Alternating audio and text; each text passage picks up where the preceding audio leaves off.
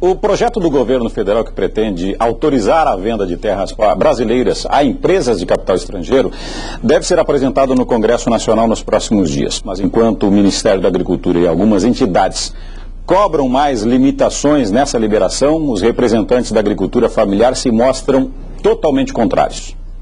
O deputado Nilton Cardoso Júnior afirma que é um texto dele, feito em parceria com o Poder Executivo, que vai ser proposto como substitutivo a um projeto de 2007 que trata do assunto. O projeto prevê que investidores estrangeiros privados possam comprar até 100 mil hectares de terras agricultáveis, com possibilidade de arrendar mais 100 mil. À medida que nós aprovarmos e liberarmos as restrições da compra de terra por parte de estrangeiros, nós vamos trazer para o Brasil investimentos muito relevantes, da ordem de 150 bilhões de reais ou mais.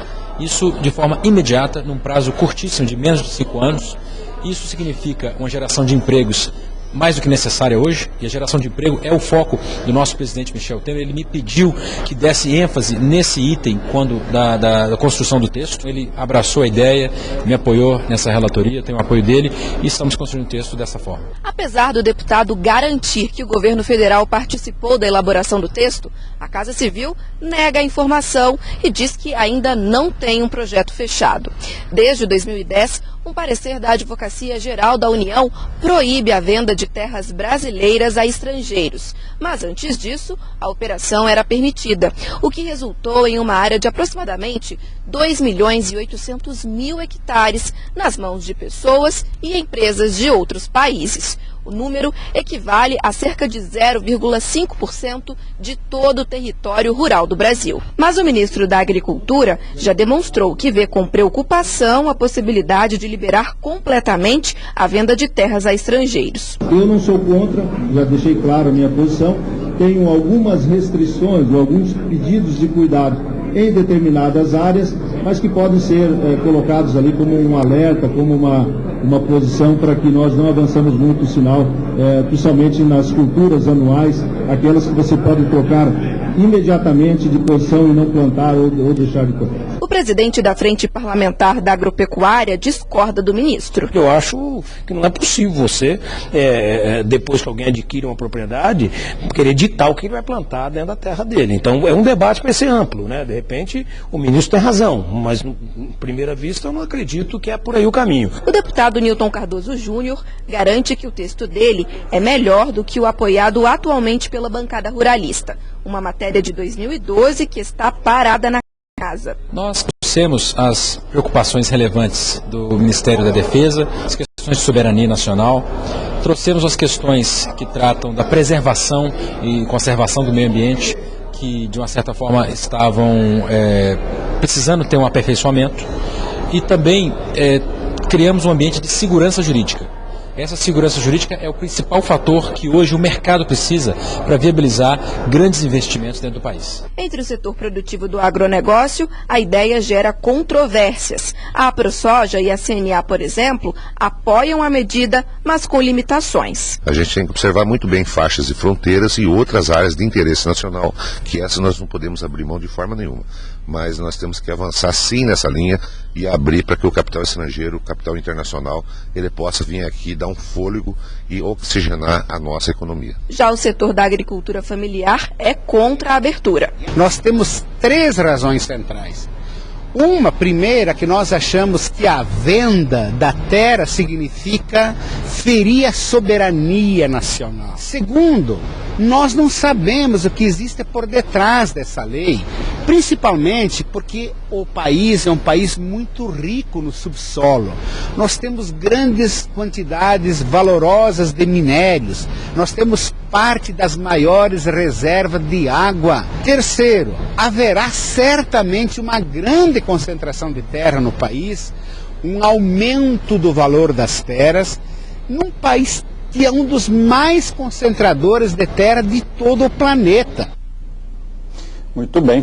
Vamos fazer o seguinte, polêmicas à parte, a gente vai pegar aqui um escaninho, né, um quadradinho, vamos deixar aqui nessa gaveta, na verdade, essa questão da soberania nacional, que a gente acabou de ouvir, questão da segurança jurídica também, e vamos entrar no campo econômico, puro e simples econômico, se vai ajudar a gente a respirar, ter um fôlego, como foi dito na matéria. É o economista Silvio Campos Neto, que está aqui comigo para falar desse assunto. Silvio, seja bem-vindo. Obrigado. Tudo bem? Boa noite. Bem, boa noite.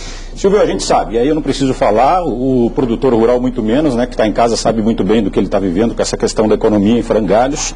Há aí uma luzinha tentando acender lá no finalzinho, né, do túnel, como a gente diz, porque parece que ventos lá de fora estão soprando positivamente aqui dentro, parece. O detalhe é, dinheiro de fora, de capital estrangeiro, nesse caso de venda de terras especificamente, vai ajudar a nossa economia e por que, na sua opinião? Na verdade é um tema, como a gente viu na matéria há pouco, bastante carregado até mesmo, né, de questões ideológicas, não é um tema simples, é um tema bastante complexo e que tem especificações aí que tem que ser aí bem definidas. Do ponto de vista econômico, o Brasil é um país carente em investimentos. Nós temos um nível de poupança doméstica baixo, isso significa uma quantidade limitada de recursos para investimentos produtivos. E certamente capital estrangeiro nesse sentido, não só nesse setor, mas em diversos setores de atividade, seriam bem-vindos. Quer dizer, infraestrutura, indústria, mesmo na parte agro, sabemos que é um setor muito competitivo, que eventualmente possa passar a impressão de que nem precisa de algum investimento, porque já é um setor muito produtivo, mas sabemos dessas carências e quando a gente olha também a parte da infraestrutura que cerca o setor, também abre-se a possibilidade desses recursos contribuírem. Aos olhos do estrangeiro, o que é melhor? É óbvio que eu deveria estar fazendo essa pergunta para eles e não para você, mas como você lida muito com esses números e com principalmente com essas mudanças cíclicas que a gente vê na economia, quando o país está em recessão como o nosso, né, ou quando está em dificuldade financeira, é a hora do investidor chegar e dizer o seguinte, agora eu vou colocar o dinheiro lá porque é a hora que eles estão precisando e aí as coisas estão mais baratas, ou nesse momento ele avalia, não é a hora de colocar porque o risco é muito maior, eu vou perder dinheiro e aí eu não quero saber disso. Então, diante desses dois cenários, na verdade, quando que entra e quando sai mais dinheiro do nosso país, na verdade? Quando que a gente consegue ser beneficiado aos olhos dos investidores estrangeiros? Tem esses dois aspectos. O investidor sempre pondera, né, a possibilidade de risco contra o retorno esperado. Então, claro que aquele investidor que tem uma visão mais de longo prazo e vê que o Brasil é um país que tem um bom potencial, tem um bom mercado, especialmente nesse setor que há uma capacidade, né, muito forte de aumento de produção, é claro que ele avalia mais essa possibilidade de longo prazo e eventualmente deixa de lado questões mais de curto prazo, que a gente sabe que o cenário ainda é ruim.